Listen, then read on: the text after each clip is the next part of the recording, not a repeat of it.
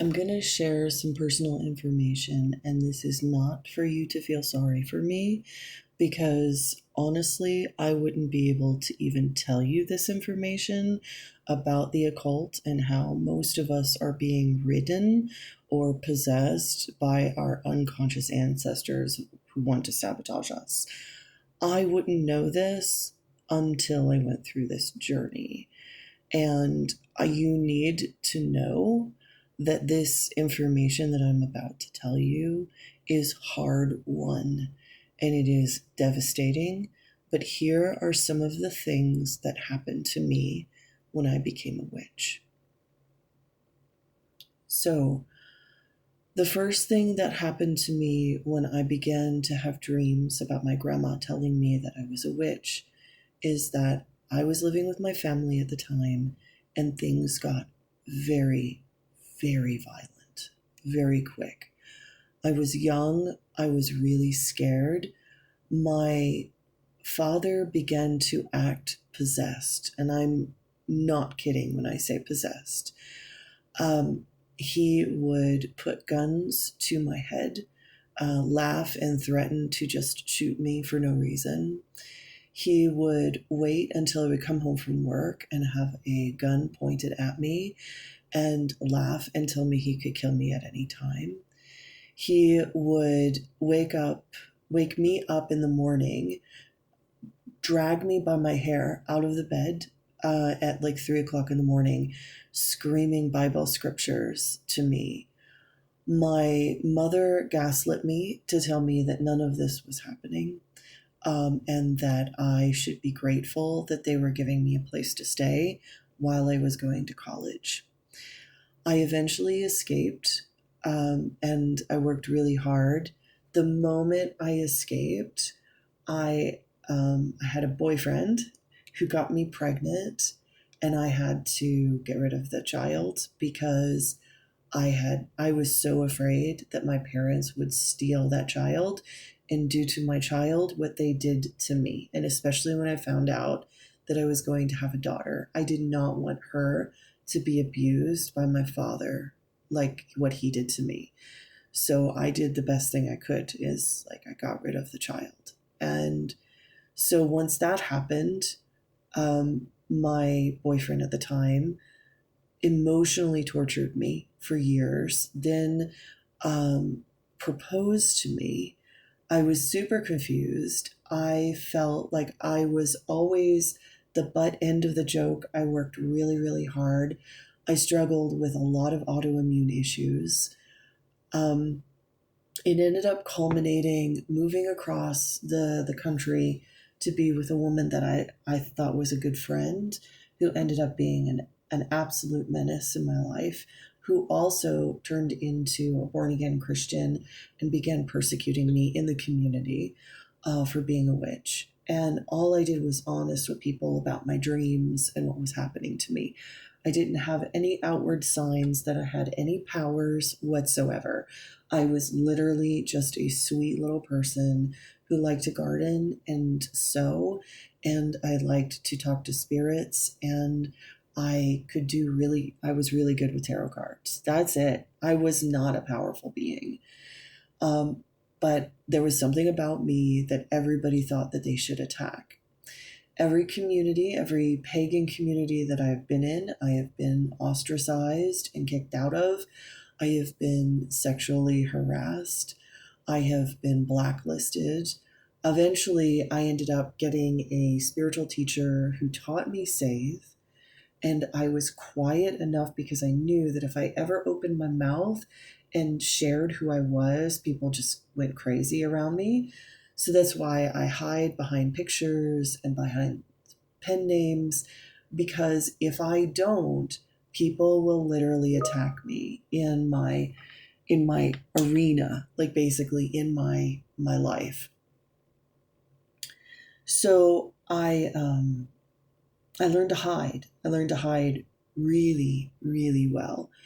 And I've had some very powerful spiritual experiences with some of the major founders of paganism in the world. And I have traveled the world to learn from the best. And what I have learned is that most of the people who you consider a spiritual leader is about 25 to 50% possessed by their witch hunter ancestors, and they do not acknowledge that because they don't do inner child work, and they don't do the subconscious work to really understand how much they are ridden and how toxic they are. So I learned everything I could and got out. But I've been cursed by the best. I've been cursed by witches here in America. I've been cursed by witches in Scandinavia. I had one woman who's very famous in the heathen community got a gathering of very famous witches in Scandinavia to give me a death curse because my existence was so awful because they didn't like my poetry that I was putting on Facebook. And so it sounds so laughable, like it really does. And then it got to the point where I noticed that in my personal relationships, I actually was dating a very famous Vidki here in my town. And he refused to let me out of the room when he did rune studies. Like he would have his students come over. I was not even allowed to come out of my room and say anything or look at anyone because for some reason my energy was a danger to people. And he blacklisted me in my community.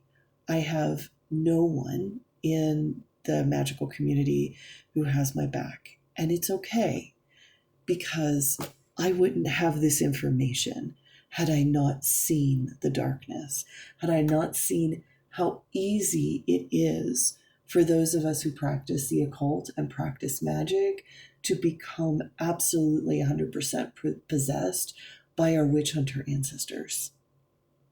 I know it and I feel it and I can smell it when somebody is possessed. I also can tell when I'm possessed.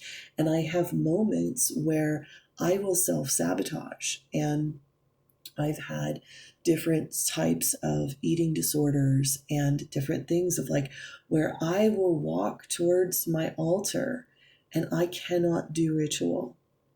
And I will have voices in my head and make up all manners of excuses not to do ritual.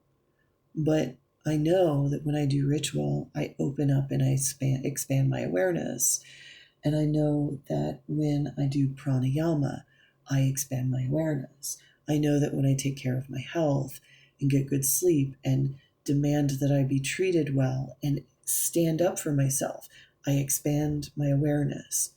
So I have a list of things, and I really, really, really want to say that if you are on this path and you are beginning to make the unconscious in you conscious, you will trigger every human being you come in contact with, and it does not matter whether they practice magic or not. And they will become possessed by their ancestors. And if you have common ancestors, your ancestors will possess the people around you to oppress you. Stop fighting people outside. The fight is within. The fight is your practice. The fight is your energy, reclaiming your energy. The fight is being good to yourself, doing what you know you should be doing. Write a list of things that help you grow. Have it posted in every room of your house and do those things every day. Stop paying attention to what other people do. I began to grow like crazy. My life changed when I stopped moaning. And that's why I'm not telling you this for you to feel sorry for me, because these people gave me a gift. They made me realize the enemy was within me. And I walked away from their petty games. And I encourage you to do the same, because it's about to get really weird in the next couple of years. With these planetary transits, people are going to become more possessed than usual.